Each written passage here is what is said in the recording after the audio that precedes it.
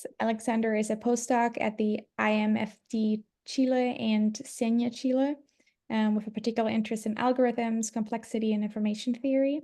And today he's presenting his paper on logical languages accepted by transformer encoders with hard attention. Alexander, thank you for joining us, and you can take it from here.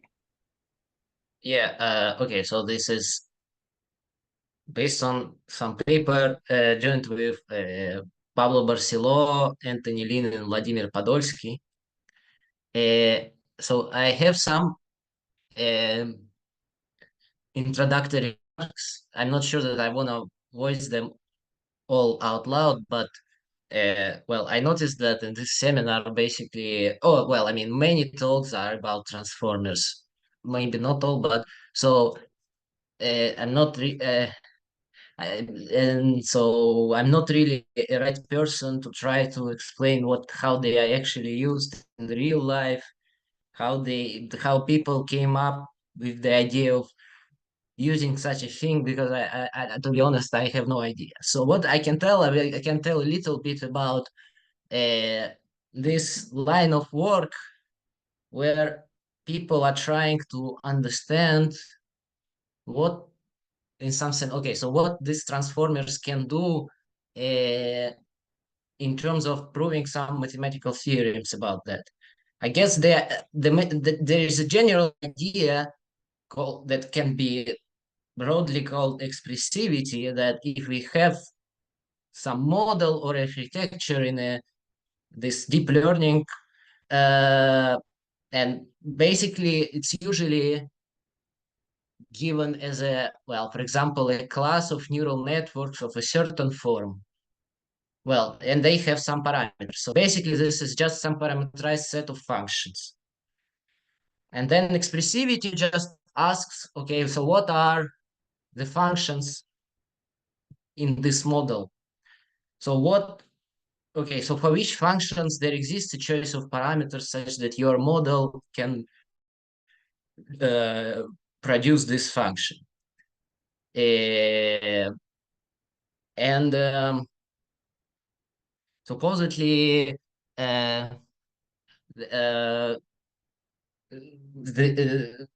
this could be used as some practical advice for in practice, but yeah, that's also questionable. But in any case, so today we want to talk about transformer encoders, and more specifically, we have some results about hard attention transformer encoders.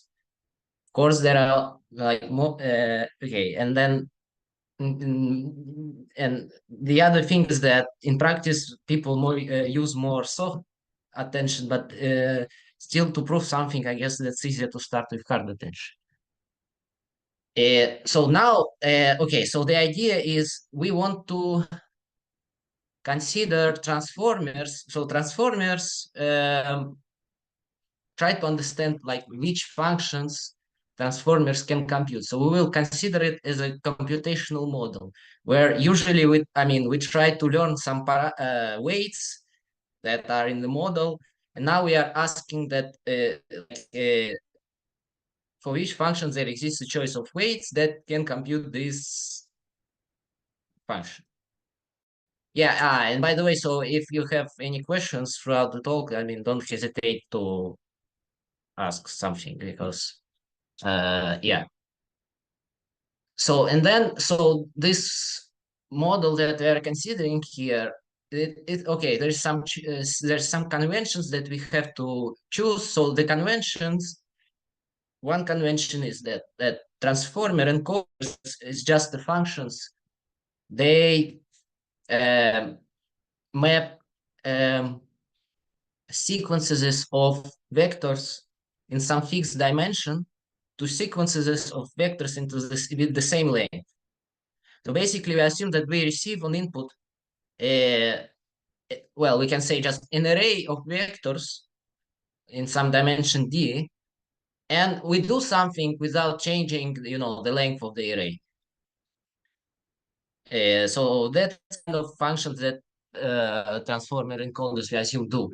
And we also assume, okay, so and now the goal is to try to give a definition of what kind of this function. So each transformer encoder, we will assume that it consists of as a composition of finitely many layers. And so layers again are the functions of the same form. They obtain an array of vectors in some fixed dimension D and do something with it. And now the goal is to define what is this transformer encoders layers with hard attention. Okay, so again, I assume that the encoder, so now I'm defining this, these things that I use here, L1, L2, and so on. So again, so we assume that it is obtains an array of vectors of length n can be different, but we assume that D is fixed. And so there are vectors v1, v2, up to vn. And then we can do the following transformation in one layer. So first of all,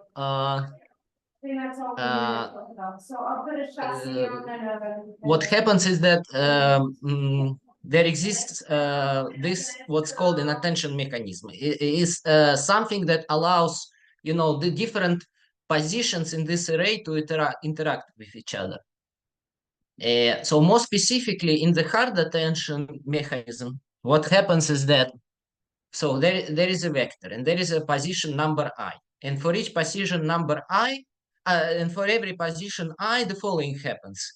We compute something called attention scores. This is some function. This is like that can some number, real number that can be interpreted as like how much attention position I gives to position J, and this should be just formally some bilinear form of what is written in position I and in position J.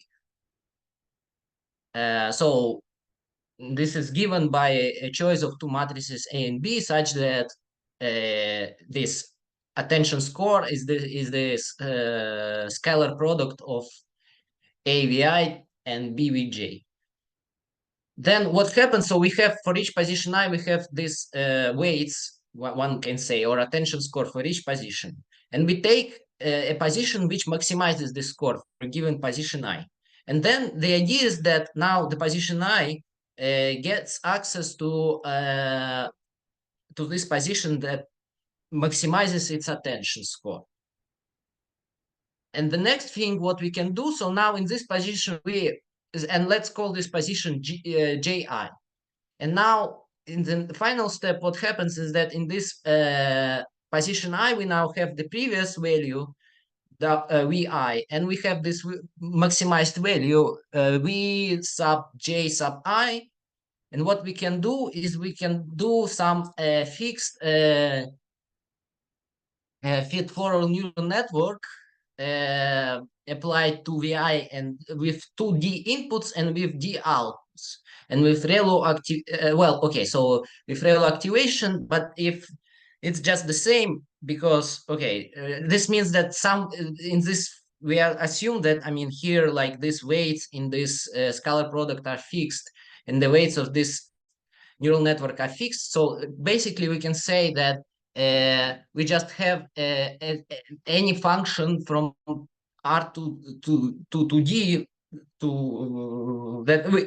2D real inputs and with D outputs, that is just a composition of linear transformations and max.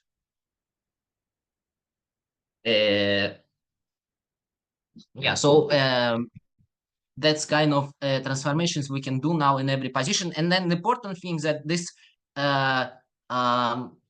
this bilinear form, these matrices A and B are the same for each input length, and for each position, the same bilinear form is used. And in each layer, the same neural network also used when we get Vi and V sub Ji.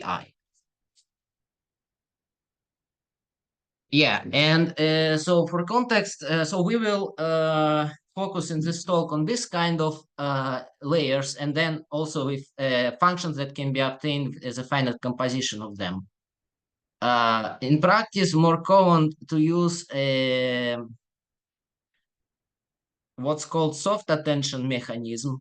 That's you just so the first step is the same. You also, for each pair of positions, you compute some bilinear form, which interpreted is the attention from position I to position J.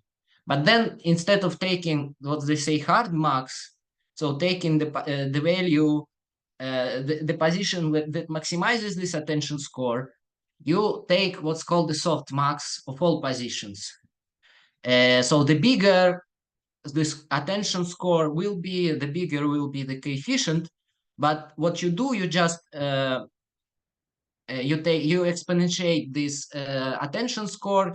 You normalize everything so that the sum of the weights is 1, and then you take the sum of all the positions you have with these coefficients. This is another story, but for the rest of the talk, we will focus on this previous mechanism where we just take the position with maximum that maximizes the attention score for a constant position I. And then we do some neural network transformation on two vectors that we get here. I don't know if there are any questions about that. I mean, I don't hesitate to ask. So first, two questions. First, we have not just a vector, but actually a multiset. So the order of this V1, Vn is not important somehow. The order is important. I mean, where so up to now it's not important, but it will be important. Okay, and also why you use two matrices A and B is just one product of them which is used, no? Yeah. You can also just write it as A and B transposed. Yeah, that's correct. So okay, now so far I just defined the functions, you know, from arrays of real vectors to arrays of real vectors. Now the idea is that with this kind of computation model, we want to do how the way to recognize languages. So we will consider some finite alphabet sigma, and then like the idea is that we want to use these transformer encoders to recognize languages. So there will be some set of words. We want to somehow put it on input to the transformer. And then if it's from the language, we want one behavior. And if it's not from the language, the input word, we want the another behavior. The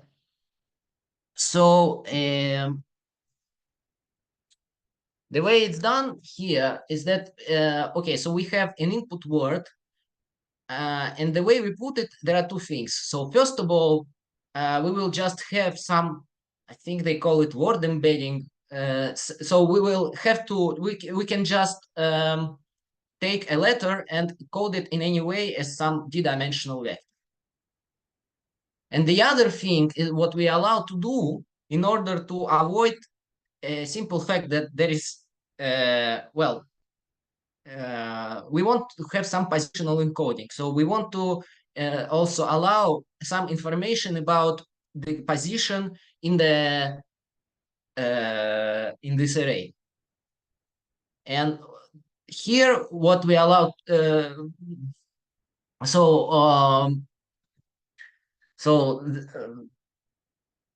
more specifically, with the positional encoding, it receives on input two natural numbers, but the second natural number will always be just the number of position, the input length of the word. And so and again, it outputs just a d-dimensional vector. So what happens is that for a given word W, in every position, in position number I, we take the embedding of the corresponding letter WI, and then the encoding of the corresponding position, which is P of I, and then we also allowed to use input length in positional encoding. And then also we might have, and then, okay, now we have an array of d-dimensional vectors. Now we can take any transformer encoding, so any just fixed number of composition of encoding layers, And then, okay, then what I was saying is that for a word from a language and for a word not from the language, we want a different behavior. For example, so one way, I mean, there's different equivalent ways. For example, you can define that. So if the word is from the language, then you take your array after all layers of your transformer, you look at the first position, and let's say it's the first coordinate of the first vector after all layers. And if the word is from the language, we want it to be a positive number, and if it's not from the language, we want it to be negative number. And so we say that the language can be recognized by a hard attention transformer encoder if there exists this way of putting, so a word embedding in positional encoding and some transformer encoding with that behavior. Okay, so that's what's an idea of this definition. And then the question is basically what we are trying to understand is what languages can be recognized by transformer encoders with hard attention. And well, you can define the same things for soft attention again, but it's not in the focus of this talk. Yeah, so I want to somehow try to get used with this definition a bit. One easy observation, so we have languages as recognized by these transformer encoders.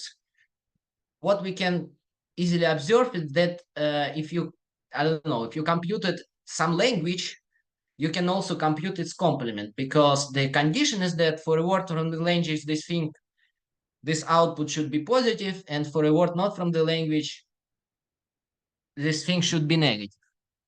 And this you can do, well, I mean, you just need to negate the output. And I mean, in this, in any case, if you're allowed to apply any fixed neural network position-wise, you can also negate the out. And again, so if then the other observation, if I have two languages, they are also I can also compute their intersection of two languages and their union. And it's just because I don't know. So if I have transformer for one language, transformer for another language, I can run them in parallel. And then in the end, I have two inputs, one X for one language, Y for the other language. And then for the union, I just to take, I don't know, the minimum of them, right? And then it will be positive only if, oh, sorry, for intersection, I have to take the minimum, and for the union, I have to take the maximum. And the positive negative condition will be the same. Okay, and then also to add some substance to all of this, I wanted to give some examples of languages that can be recognized. Well, I made, I think, two examples. Yeah, so so one example is the language basically that we want to check. So given an input word, we want to check whether all, so it's a binary language, whether all letters are equal to 1. So it's just a conjunction, Boolean conjunction of all input bits. So how we can do this in this model? Well, you have an input word, W1, Wn. I guess I wanted to write, but okay, that doesn't matter. And we want to know whether there's some j such that Wj is 0. And we will do this just in one layer. The idea is that basically, and you only have to look at the first position. The idea is to create an attention that will be maximized at position where the letter is 0. Because if it exists, because then we will, then let's say in the first position we will obtain, we will receive an we will obtain access to this position. We will see what's that. If the letter there is 0, we can output that negative number, -1, and if it's 1, we can output a positive number. So, and then we just need to create an attention, for example, which is like Aij equal to -Wj, and it's maximized for j, which is 0 if it exists. And we obviously can do this because we can, I don't know, just encode input letters is just as they are, and then it is definitely some, I don't know, some, it's a linear in what is in the j position. So it's allowed. Okay, so I don't know. Yeah, if there are questions, so please. Another example that I wanted to give here is the palindrome language. So it's just we want to check, given an input word, that I don't know. So in the first and the last position, we have the same letter. In the second and the in the n minus first position, we have the same letter. And more generally, we have in every pair of positions that sum up to n plus 1, we have the same letter. So the idea is that we should create some attention that pairs position of interest, so that they kind of can check whether they have the same thing on them. So positions 1 and 2 and so on. So what we can do is, well, that would work if we could have an attention of the form, for example, let's what is written here, right? So minus n plus 1, minus square of n plus 1 minus I minus j, which is always some non-positive number. So it's maximal when it's 0 and exactly when the positions, they sum up to n plus 1. So why you can have such an attention in our model, remember that it has to be some bilinear form of what is written in the ith position and the jth position. But if you open, the brackets here, the point is that, okay, we will have I and we will also have I squared, which is kind of not linear. But if you allow in your positional encoding to use I squared, then it becomes linear in what's written in position I, and the same for position j. So this is not the problem also.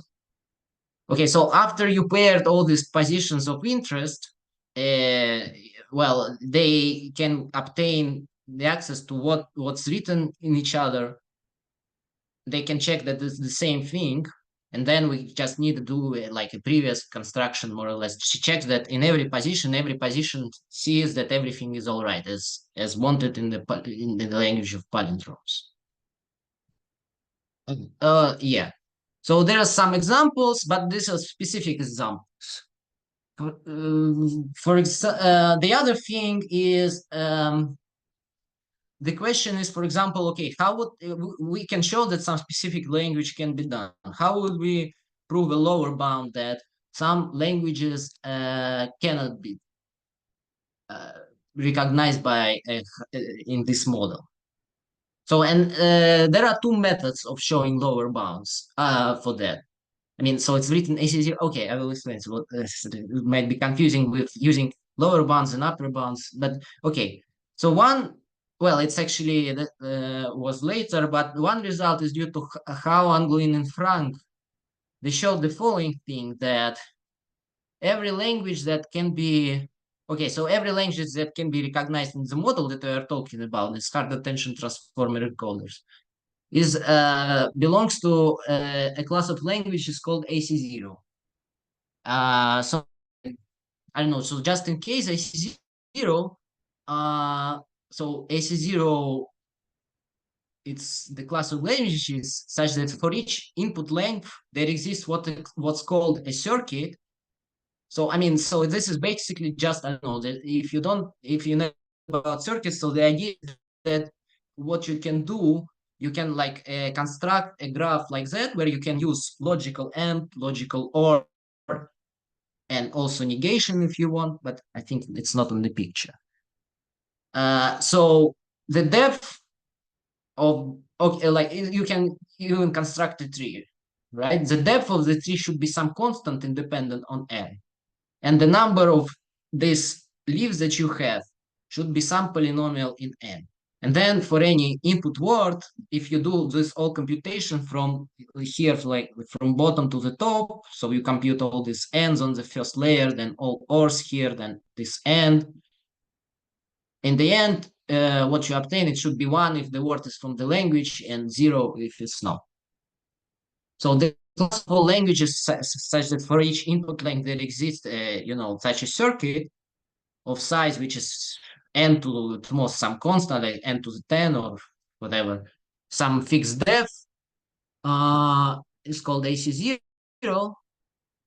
And so, and this is a well-known, very well studied class in computational complexity. So we know many examples of some languages that are, well, for example, we have specific examples of interest of languages that are not in AC0, and it's proved again like in 80s, and this is all well known. Okay, maybe let me give some intuition, well, maybe some, I would say, hint to how to prove this result. Especially the idea is that, so if you have this hard attention transformer model, so you can imagine that all the computation, what happens is that you have some table and the rows are, you know, the content of your array of vectors that you have, like in the beginning, and then after the first layer, after the second layer, and so on. So the height of this table will be the number of layers, which is just a fixed number. But the width is n, is the input length of the word. And okay, and and there are basically n times the number of layers positions in this table. So the crucial observation to show that this AC0 upper bound is that there exists just okay, so there are exponentially many words you can receive on inputs, but there are just polynomially many different values that you can have in the positions of transformers. And to understand why, the idea is that well, I mean, initially, like what you do in every position, in position number I, you just obtain an input letter, and there's just finitely many variants that you can have. And then positional encoding, which is just fixed. So in the first, like before you did any layers of your transformer encoding, in every position, you just have a constant number of different values.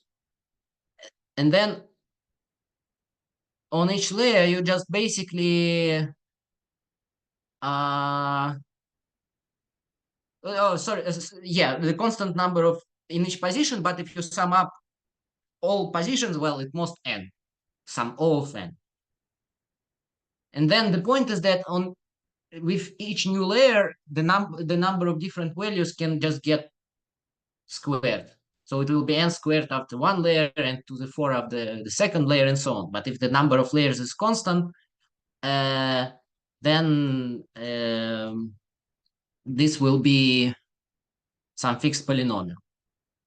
And then the idea of that is that now, okay, you can restrict all the possible values to some polynomial family of vectors, which you can encode each by a string with logarithmically many bits. And then just there is an observation that in AC0, you can do any computation with logarithmically many bits, in particular those that are written in this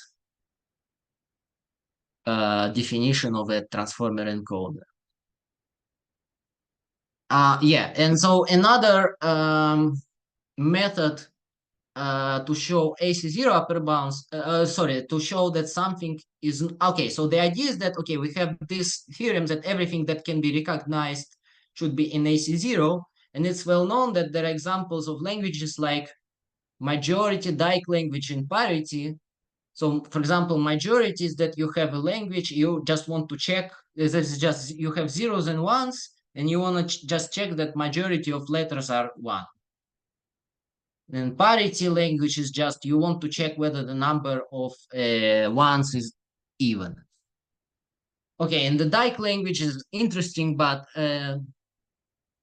so how you can do, well, the idea is that basically what's they call the language. So the input letters of your alphabet, let's say it will be like a left bracket and the opening bracket and the closing bracket. And the idea is that the Dyke language is the language of all correct expressions with opening and closed brackets. So every opening brackets has to be followed by a closed bracket. Maybe, you know, they can be nested in each other.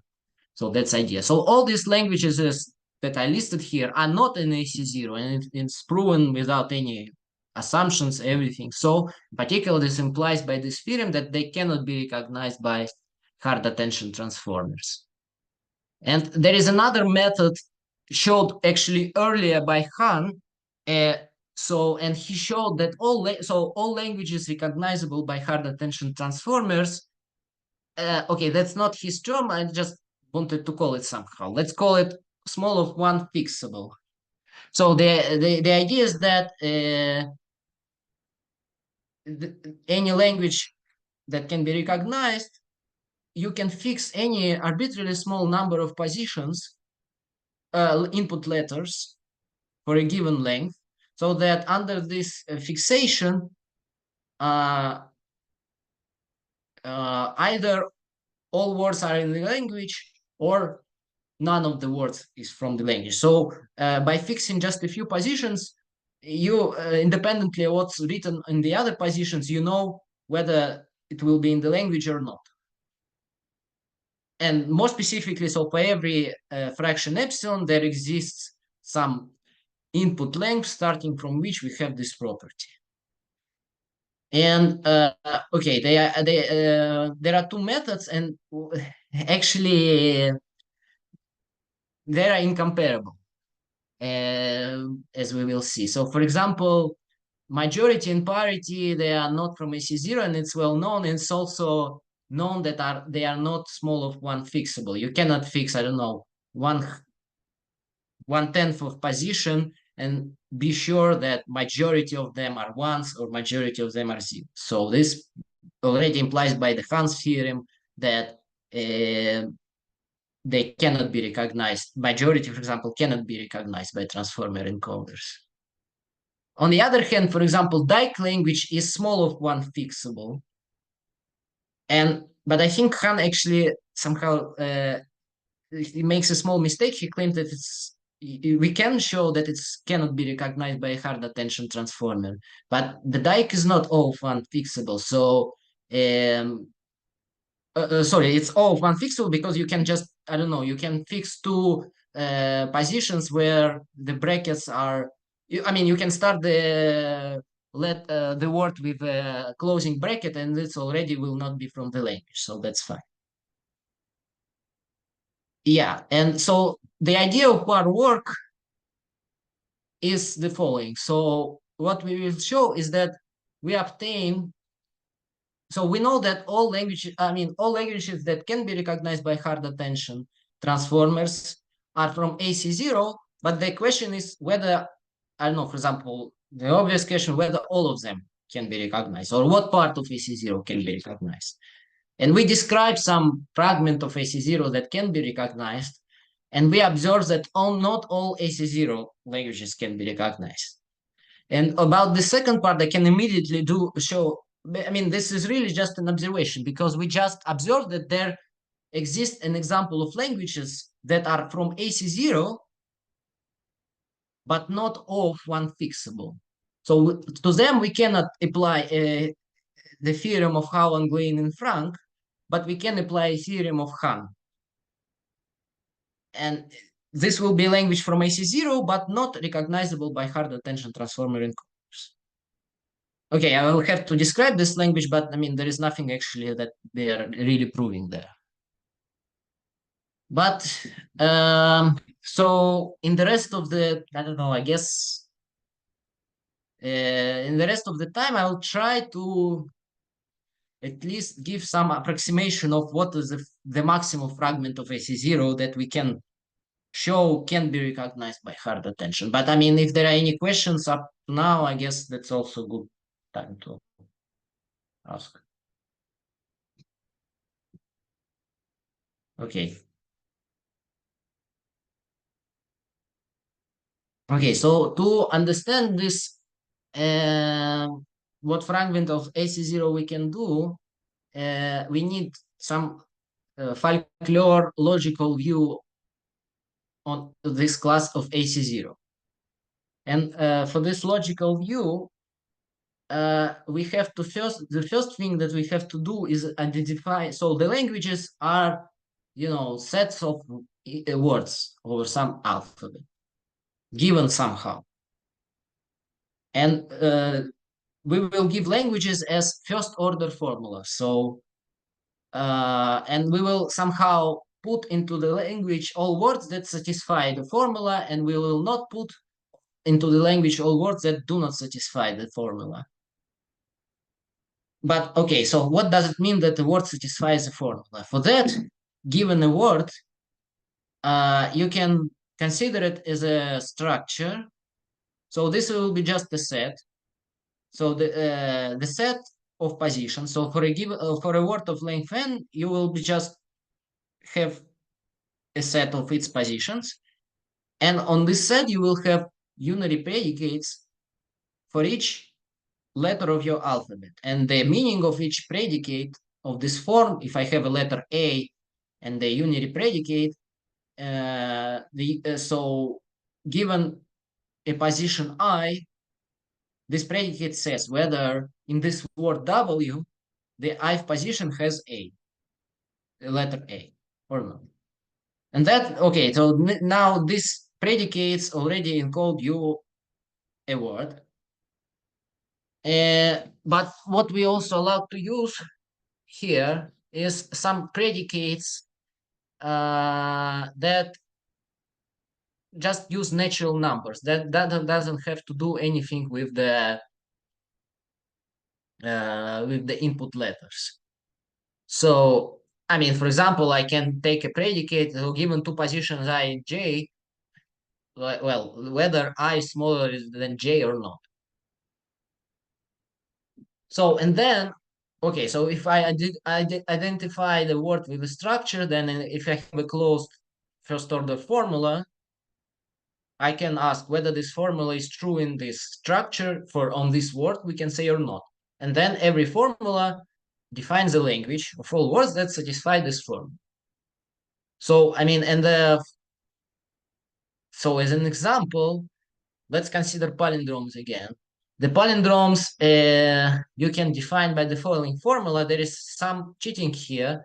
The idea is that, okay, the idea is that we should write that, what's the definition? For every position I and j, that whose sum is equal to the length of the word plus one, you have that they have the same letter, which can be encoded that just a Boolean and over all letters, that you have a letter A in position I, if and only if you have a letter A in position J.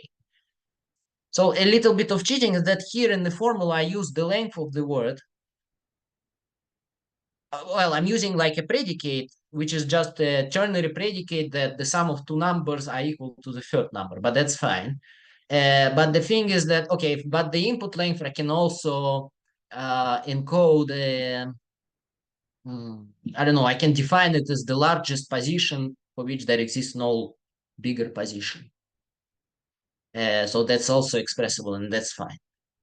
And then, I don't know, really, I don't remember who first observed it, but the idea is that the class of AC0 exactly coincides with the class of languages that can be defined by first order formulas of that sort, where you can use any unary, well, you can use these predicates PA and then also any numerical predicates.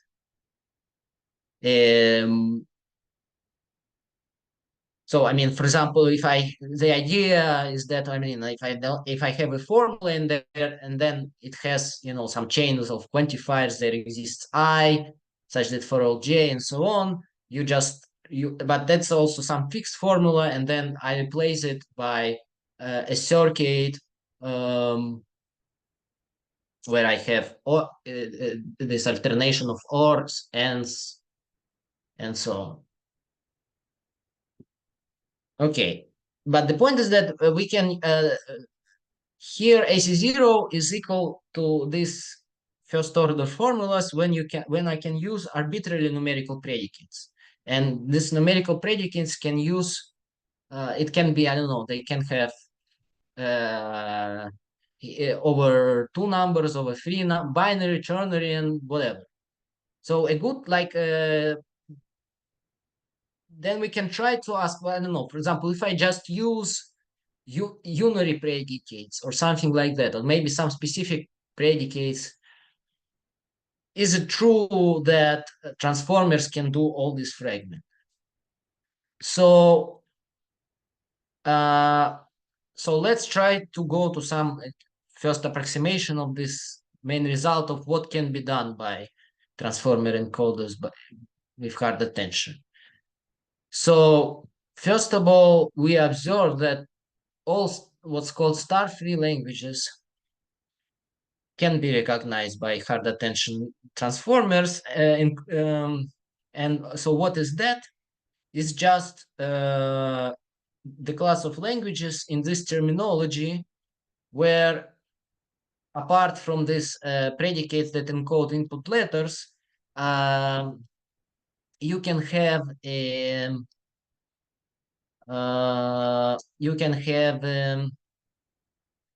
just an order. So you can compare any two positions. And that's already an interesting class of languages. This is, for example, the class of languages that's the meaningful class of languages that is closed under Boolean operations and concatenation. And it's called star-free actually because this is a part of regular languages, and the regular languages, it's the class of languages that you when you also close this stuff under Kleene star. But if you don't do that, you obtain what's called star-free languages, and already there is something interesting here. So just for an example, so one example is let's look at the third item here, is the language of all words, where you want to check that, okay, like the input letters are A and B, and you want to check that you have just some number of A, B, A, B, A, B, and B, and B. Like 10 times repeated A, B, or 11 times and or whatever. So how can you express it in this first order language using just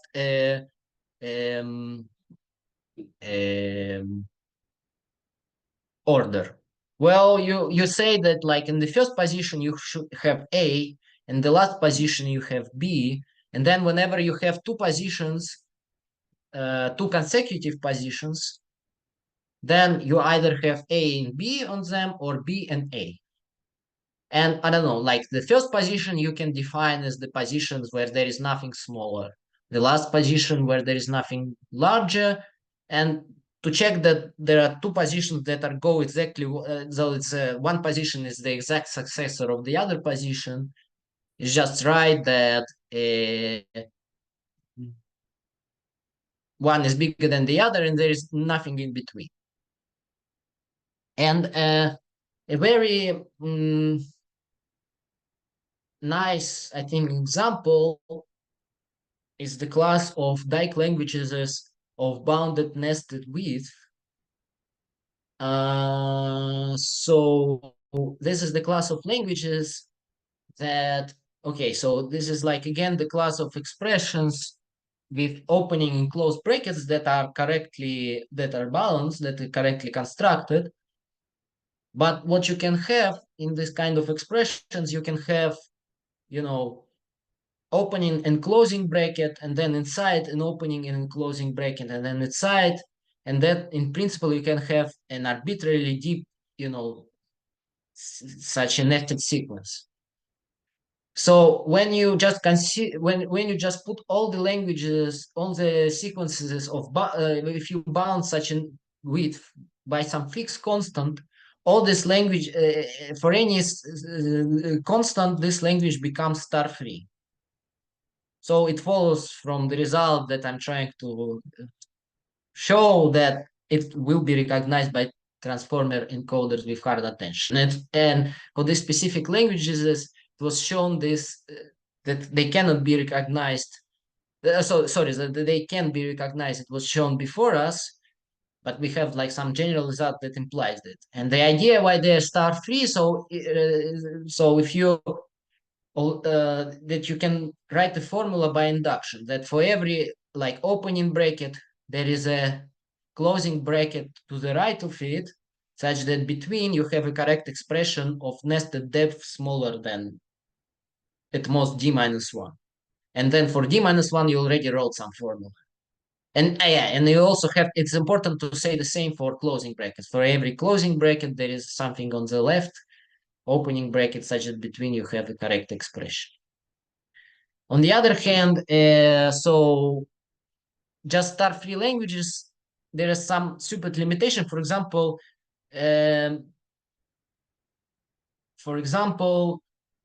just the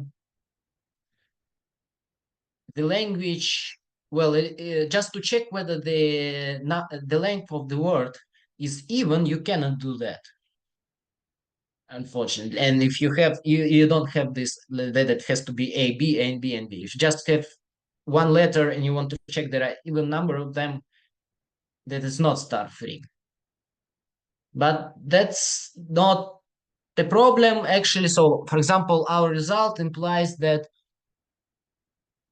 an extension of star-free languages is, namely what is called here FO, first order with the first order formulas with less than or equal and the mod predicates, can be recognized by transformer encoders with hard attention. And in fact,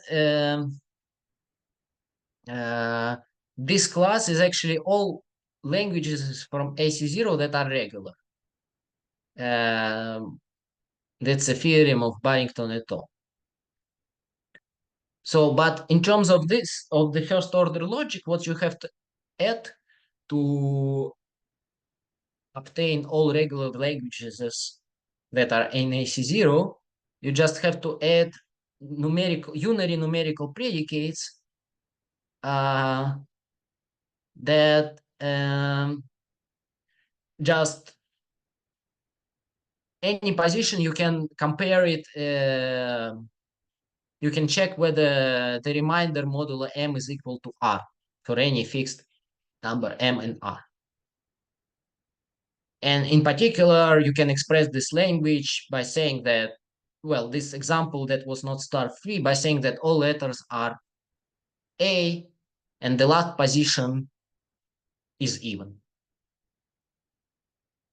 So, and then what we are actually showing is that you can actually, so if you allow in this model, you can actually define every language where you have this. Well, first of all, you have one binary predicate, which is just the order, and then arbitrarily unary predicates. And the idea is that we can just encode arbitrarily unary predicates in positional encoding. So any languages in this class of formulas where you can use order and unary predicates, you can update. You can recognize by hard attention encoders. This is only the first approximation of our result that, for example, palindromes, we can show that you cannot express, that palindromes cannot be expressed by first order formula with this order and with unary predicates. But there is a class of languages that includes palindromes and can be recognized by transformer encoders. Okay, I guess the proof is in, I guess I don't have time to give a proof. And so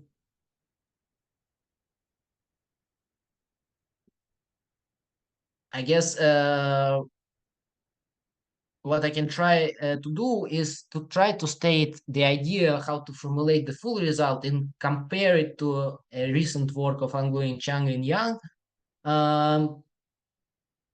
So what I have just described, you can use order and you can use unary numerical predicates. What you can also do here is you can so I think there was some okay. What you can do what you can add to it, first of all, you can consider numerical predicates, unary numerical predicates that are parameterized by the word's length. So any predicates that of the form that obtain I, the position, and can also have access to the length of the W, the input word. And another thing that allows you to do palindromes, for example, is that you can have not only this, the order on positions that normal order on positions, but you can have any order on positions parameterized by input length. For example, to obtain palindromes, we need to consider an order in which these pairs of positions that are of interest, like go in this order. So like the order where the largest one is the first position, then the nth position, then the second position, then the n-1's position, and so on. So this is the maximum thing that we can obtain, right? And then there is a very nice result that was obtained recently that exactly characterize what languages can transformer encoders with hard attention do if you allow only to use positional encoding that takes only finite that takes values in some finite set of vectors. So although it's some function of the form pi of I and n, so it has unbounded number of different inputs, it should take just a finite number of values. And then to do the order, they do what's called positional masking. So they can restrict the attention mechanism. For example, you can say that on this layer, I want to take the maximum only on positions right to the position I, or left to the position I. And then, so the result, if you have such restrictions, and then there is an exact characterization of languages that you can recognize. It's this class of languages that you can obtain with the normal order and with any unary predicates that are, again, you can parameterize by the word's length.